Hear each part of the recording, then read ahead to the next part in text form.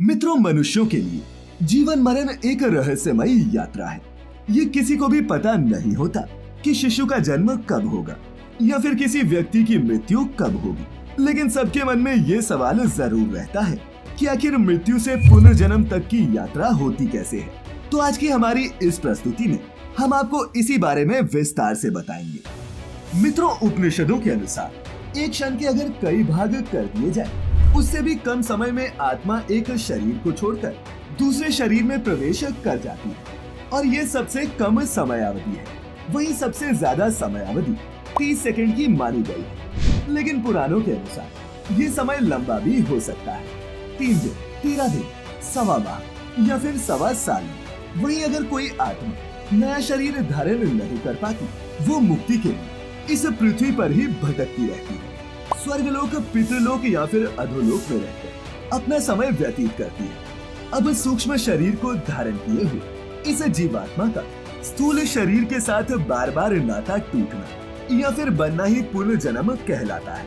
अब ये तो आप सभी जानते हैं कि कर्म और पुनर्जन्म एक दूसरे से जुड़े हुए हैं। मनुष्य के कर्मों के अनुसार उसका पुनर्जन्म होता है और पुनर्जन्म के बाद ही नए कर्म संग्रहित होते हैं। वही दोबारा जन्म लेने के भी 2 उद्देश्य हैं।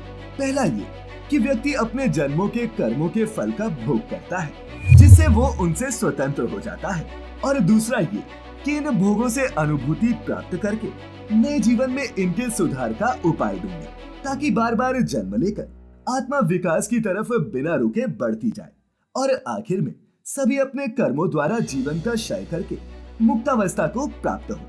अब मित्रों, आपके मन में ये प्रश्न भी उठ रहा होगा कि पुनर्जन्म के बाद कौन सी योनि मिलती है। तो योनि में बात करें जातियों की, तो जातियां 4 प्रकार की होती है: वनस्पति जाति, पशु जाति, पक्षी जाति और मनुष्य जाति। कर्मों के अनुसार आत्मा जिस शरीर को प्राप्त होती है वही उसकी जाति कहलाती है। अगर कुछ अच्छे कर्म किए तो कम से कम मनुष्य से नीचे की जाति नहीं मिलती। अब मित्रों, ये भी जानते हैं कि किन कारणों के चलते एक आत्मा का पुनर्जन्म होता है। सबसे पहले तो ईश्वर किसी महत्वपूर्ण कार्य के लिए महात्माओं और दिव्य पुरुषों की आत्माओं को पुनः जन्म लेने की आज्ञा देते हैं। अब पुण्य कर्मों के प्रभाव से मनुष्य की आत्मा स्वर्ग में सुख तो भोगती है, लेकिन जब तक पुण्य कार्यों का असर रहता है तभी तक वो आत्मा दैवीय सुख प्राप्त करती है। और जब इन सत्कर्मों का प्रभाव खत्म हो जाता है तब उसे दोबारा जन्म लेना पड़ता है। और तो और कभी कभी अगर कोई मनुष्य अत्यधिक पुण्य कर्म करता है तब उसे उन पुण्य कर्मों का फल भोगने के लिए भी पुनः मृत्यु लोक में आना पड़ता है। इसके अलावा जीवात्मा किसी से प्रतिशोध लेने के लिए भी पुनर्जन्म लेती है। यदि किसी मनुष्य को धोखे या फिर किसी दूसरी तरह से परेशान करके मार दिया जाए तब वो आत्मा अवश्य ही पुनर्जन्म लेती है। इसके अलावा अकाल मृत्यु होने पर या फिर अपूर्ण साधना को पूरा करने के लिए भी आत्मा पुनः जन्म लेती है। तो मित्रों, चलिए अब जानते हैं कि आखिर मृत्यु के बाद आत्मा जाती कहाँ है। बता दें कि गरुड़ पुराण के अनुसार मृत्यु के बाद आत्मा को यमदूत सिर्फ 24 घंटों के लिए ही यमलोक लेकर जाते हैं और इन 24 घंटों के दौरान आत्मा को उसके द्वारा किए गए सभी पाप और पुण्य का लेखा जोखा दिया जाता है। इसके बाद उस आत्मा को फिर से वहीं छोड़ दिया जाता है जहाँ उसने अपने प्राणों का त्याग किया था। फिर जब उस आत्मा के धरती पर 13 दिन बीत जाते हैं तब उसे वापस यमलोक ले जाया जाता है। बता दें कि मृत्यु के बाद जीवात्मा को यमलोक के मार्ग में कई तरह की बाधाओं का सामना करना पड़ता है और इन्हीं बाधाओं में से एक है यमलोक के मार्ग में पड़ने वाली वैतरणी नदी। मित्रों, ऐसा माना जाता है कि पुण्य आत्मा तो इस नदी को बड़ी ही आसानी से पार कर लेती है, लेकिन पापी आत्मा इस नदी में बुरी तरह प्रताड़ित की जाती है। गरुड़ पुराण में लिखा है कि पक्षीराज गरुड़ श्रीहरि से पूछते हैं, हे प्रभु, मृत्युलोक और यमलोक के बीच जो वैतरणी नदी स्थित है उससे जीवात्मा का क्या संबंध है और इस नदी में कैसी सजाएं मिलती है। इसके जवाब में भगवान श्रीहरि कहते हैं कि जो भी पापी आत्मा इस नदी में प्रवेश करती है वो रक्त रूपी जल पात्र में रखकर घी की तरह खोली जाती है।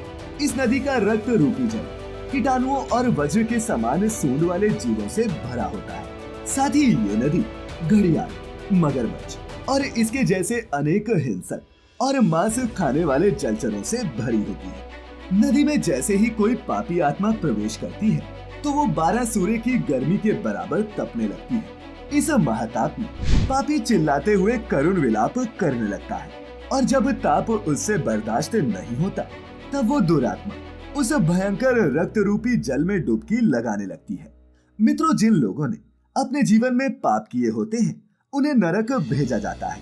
वहीं जो अच्छे कर्म करता है उन्हें स्वर्ग की प्राप्ति होती है। जहां बुरे कर्म करने वालों को नरक में दंडित किया जाता है, वहीं अच्छे कर्म करने वालों को स्वर्ग में सभी तरह की सुख सुविधाओं के साथ रखा जाता है।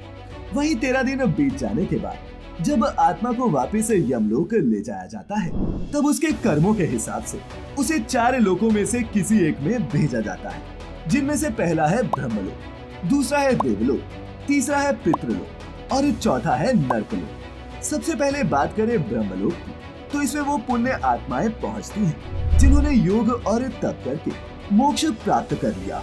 वहीं देवलोक में वो आत्माएं पहुंचती हैं जिन्हें कुछ समय यहाँ रहने के बाद फिर से मनुष्य योनि में जन्म लेना हो। पितृलोक की बात करें तो यहाँ सिर्फ वही आत्माएं पहुंचती हैं जो अपने पितरों के साथ समय बिताकर फिर से मानव जीवन में जन्म लेने वाली है। इसके अलावा नरकलोक में सिर्फ पापी या फिर बुरी आत्माएं ही पहुंचती हैं। मित्रों, ये सभी आत्माएं यहाँ कुछ समय रहने के बाद अपने अपने कर्मों के हिसाब से अलग अलग योनि में जन्म लेती हैं। ज्ञानी से ज्ञानी, आस्तिक से आस्तिक और नास्तिक से नास्तिक व्यक्ति को इस नरक का सामना करना पड़ता है, क्योंकि ज्ञान और विचार से ये तय नहीं होता कि आप कैसे हैं और कैसे कर्म करते हैं। किसी भी धर्म, देवता और पितरों का अपमान करने वाले, तामसिक भोजन करने वाले, पापी और क्रोधी व्यक्तियों को नरक में भेजा जाता है। अब कोई भी पापी इंसान हो, उसे पहले धरती पर तो नरक झेलना ही पड़ता है, लेकिन फिर मरने के बाद भी उसे अपने पापों के अनुसार यमलोक में अलग अलग जगह कुछ समय बिताना पड़ता है। इसीलिए तो कहते हैं कि किसी का बुरा नहीं करना चाहिए। वहीं गरुड़ पुराण में ये भी बताया गया है कि जिन आत्माओं को स्वर्ग में स्थान मिलता है उन्हें यमराज स्वयं अपने भवन से स्वर्ग के द्वार तक छोड़ने जाते हैं, जहां अप्सराएं उनका स्वागत करती हैं। तो मित्रों, आज हमने जाना कि मृत्यु के बाद आत्मा कहाँ जाती है। अगर आपको यहाँ दी गई जानकारी पसंद आई हो तो इसे अपने मित्रों, रिश्तेदारों के साथ भी साझा जरूर करें और ऐसी सभी आध्यात्मिक और धार्मिक वीडियोस के लिए जुड़े रहें द डिवाइन टेल्स परिवार के साथ। तो फिलहाल आज के लिए बस इतना ही। अब इजाजत दें। आपका बहुत बहुत शुक्रिया।